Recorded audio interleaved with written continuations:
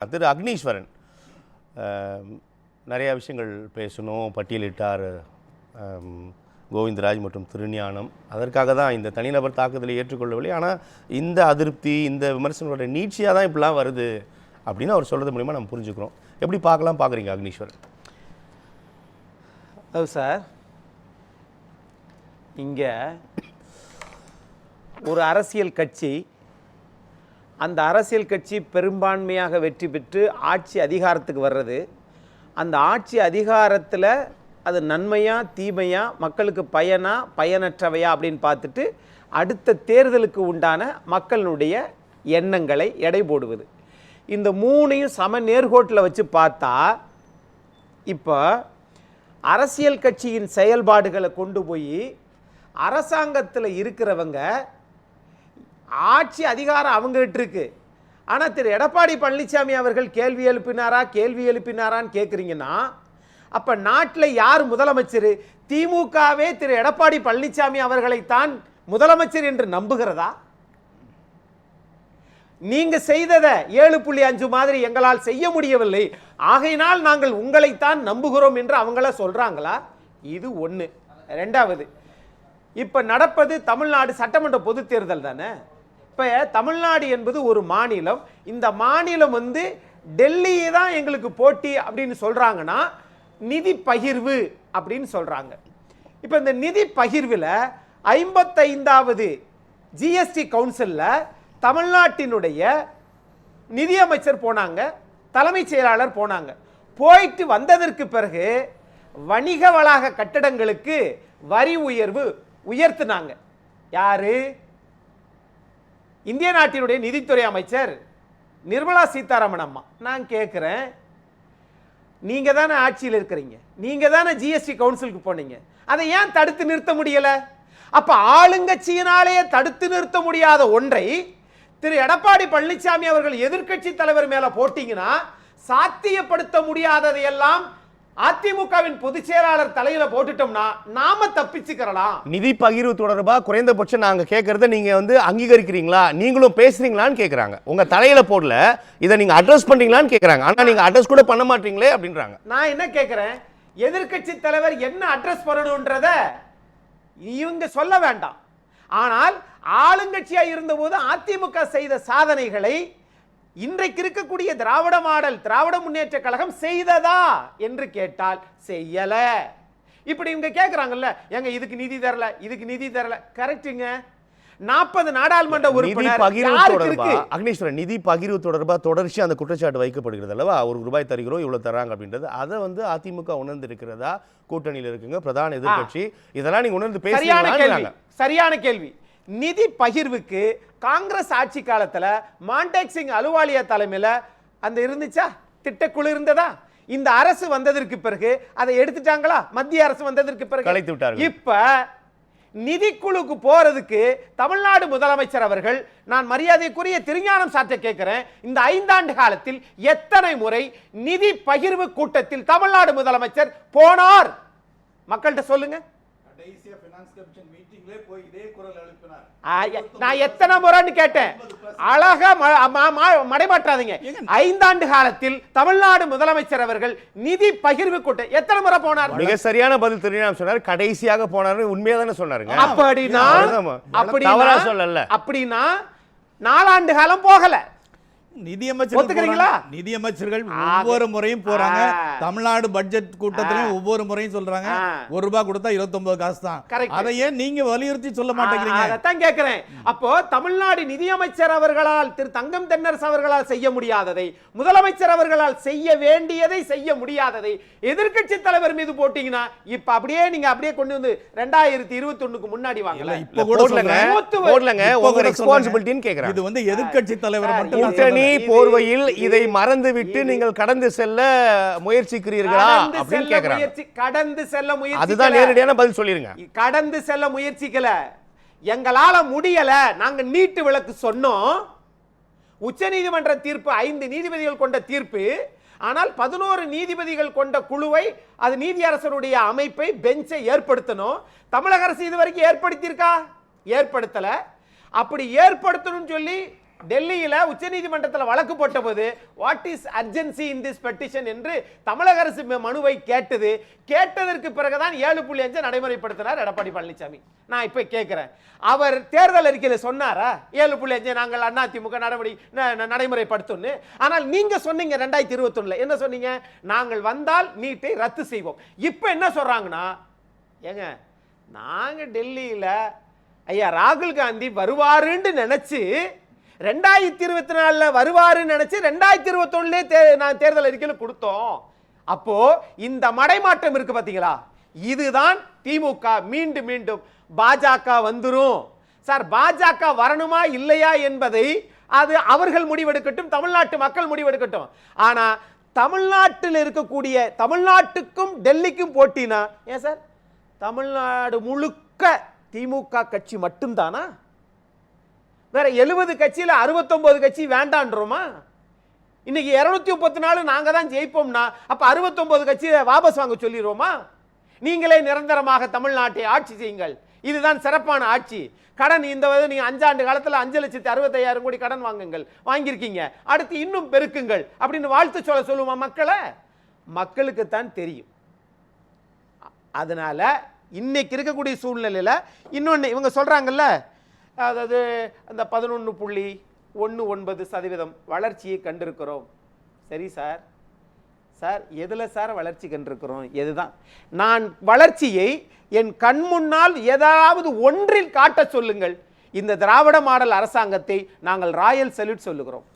ஒன்றில், ஒரு நிமிஷம் இருங்க சார், ஒரு நிமிஷம். ஒன்றில் நான் வாங்குகிற பரிசோதனை, எந்த பரிசோதனையா இருக்கட்டும், நான் வாங்குகிற கட்டுகிற வரி எல்லாமே உயர்த்தப்பட்டிருக்கிறது. எல்லா பொருள்களின் விலையும் உயர்த்தப்பட்டிருக்குது.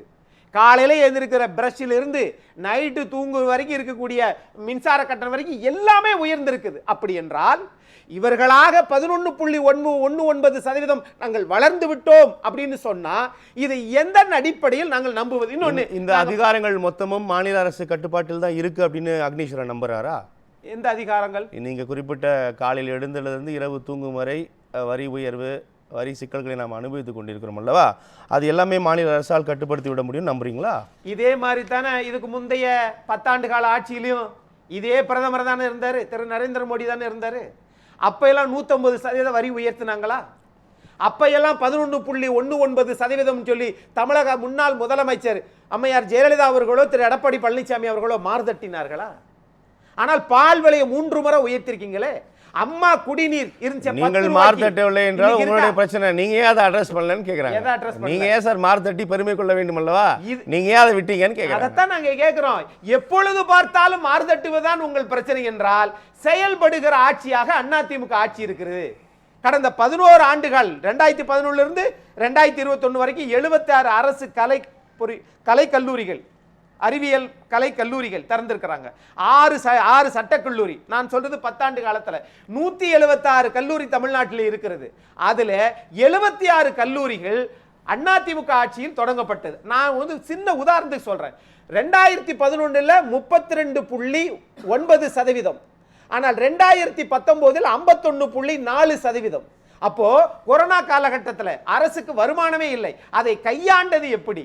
அப்ப இதுக்கெல்லாம் பதில் சொல்லாம தமிழ்நாட்டினுடைய சட்டமன்றத்தில் எதிர்க்கட்சி தலைவரை பார்த்து தமிழ்நாட்டினுடைய துணை முதலமைச்சர் சொல்றார், போறதெல்லாம் போறீங்க, பார்த்து போங்க, ஏன் கார்ல போங்க, கமலாலயத்துக்கு போயிருவீங்கன்னு சொன்னாங்கல்ல. அது சரியா சார்? எதை செய்யணுமோ அதை செய்ய தவிர்த்து நடக்காத ஒன்றை இவர்களாக ஒரு தூபமிட்டு ஒரு பெருசா அப்படி பிம்பத்தை காட்டுறாங்கல்ல, இது மக்கள்கிட்ட எடுபடல சார். கமலாலயத்துக்கு போறதும் ஒண்ணுதான், பெரியார் படத்து கீழே இருக்கிறதும் ஒண்ணுதான். அதனால அவர் கேட்டதில் தவறில்லை சார். நான் என்ன சார் கேட்கிறேன், 219 அரசு பள்ளிக்கூடத்தை திராவிட மாடல் அரசாங்கம் மூடி இருக்கிறது.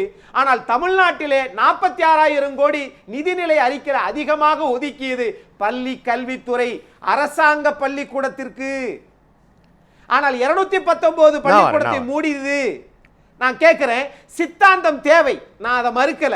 ஆனால் சித்தாந்தத்தை விட உங்கள் செயல்பாடு, உங்கள் ஆட்சி நிர்வாகத்தினுடைய அக்கறை, அது எங்க சார்னு கேட்டா எப்பொழுது பார்த்தாலும் 365 நாளும் 1825 நாளும் சித்தாந்தம் பேசிக்கொண்டே, சித்தாந்தம் தேவை, சித்தாந்தத்தை நடைமுறைப்படுத்துவதற்கு என்ன செஞ்சீங்கன்னு கேட்டா அதுக்கு சட்டமன்றம் 5 ஆண்டுகள்ல 161 நாள் நடத்திருக்காங்க சார். தமிழ்நாடு வரலாற்றிலேயே 5 ஆண்டுகள்ல ஒரு ஆண்டுக்கு 12 மாதம், அந்த 12 மாதத்தில் 31 நாள் மட்டுமே சட்டமன்றம் நடத்தியிருக்கு சார். ஆனால் நாங்கள் ஆண்டுக்கு 100 நாள் நடத்துவோம், அப்படி 500 நாள் சட்டமன்றம் நடத்துவோம்னு சொன்னீங்களே.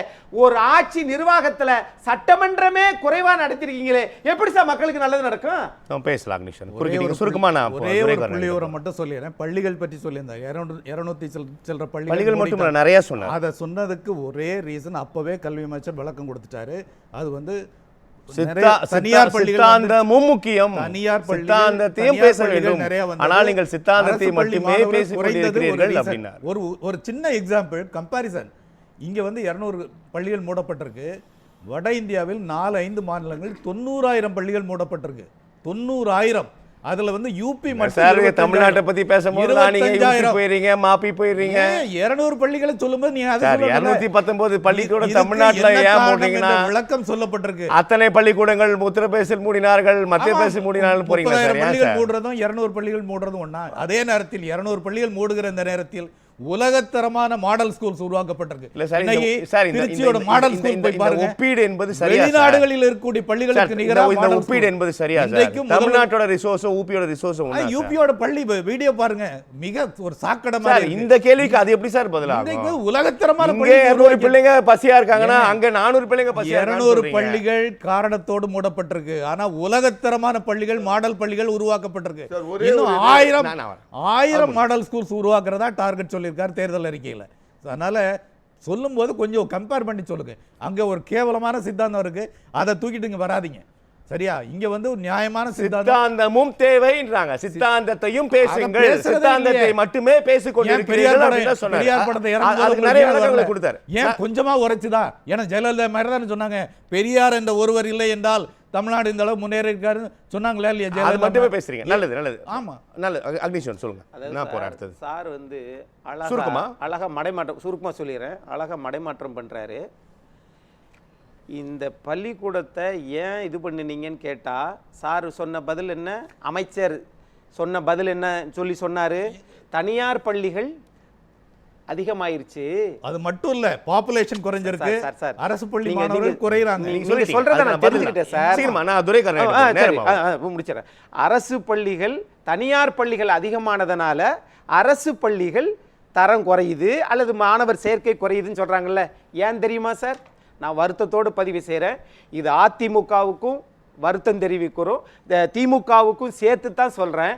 தமிழ்நாட்டில் அரசு பள்ளிக்கூடங்களை எல்லாம் மூடிவிட்டு தனியார் பள்ளிகள் ஒரு 6வது 7வது 8வது 1வது 2வது எடுத்துக்கோங்க, 50,000 ரூபாயிலிருந்து 1.5 லட்சம் ரூபாய் வாங்குறாங்க சார். இது எங்க சார் போய் சொல்லுவது? ஒரு வாரத்தில் தனியார் பள்ளியை இழுத்து மூடுறாங்க. அரசாங்கத்துக்கு நிதியை நிறைய 46,000 கோடி அந்த அரசு பள்ளிக்கு ஒதுக்குறாங்க. ஆனால் தனியார் பள்ளிகள் மக்களினுடைய ரத்தத்தை உறிஞ்சுகிறது என்றால் இது இது என்ன மாடல் சார்? நான் பேசலாம். தனியார் பள்ளிகளுக்கு இணையா மாடல் ஸ்கூல்ஸ் திருஞானத்துக்கு ஒரே ஒரு கேள்வி வைக்கிறேன். இந்த திமுக அரசு எவ்வளவு தமிழ் பல்கலைக்கழகங்களை உருவாக்குகிறது?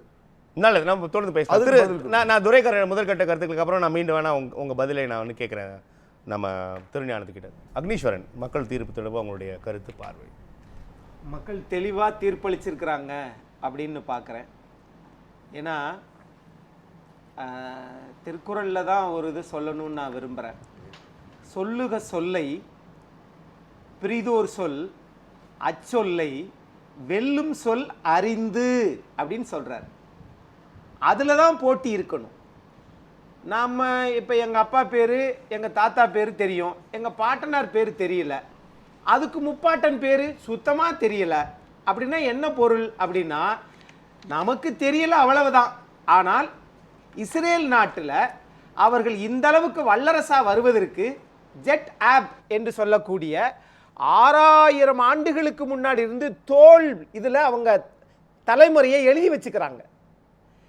அத்தனை தலைமுறையும் யாரு அப்பா யாரு அம்மா யாரு அவ்வளவுதான். அடுத்து அது மாதிரி நான் தமிழ்நாடு அரசாங்கத்தில் 52லிருந்து இன்ன வரைக்கும் எத்தனை முதலமைச்சர்கள் என்ன சாதித்தார்கள், நாங்கள் இந்த அரசு அதை சாதித்ததையெல்லாம் முன்னாள் முதலமைச்சர் செய்ததை முறியடிச்சிச்சு அப்படின்ற அச்சொல்லை பிரிதோர் சொல் வெல்லுஞ்சொல்லாக இருந்தால் அது நல்ல ஜனநாயகமாக இருக்கும்.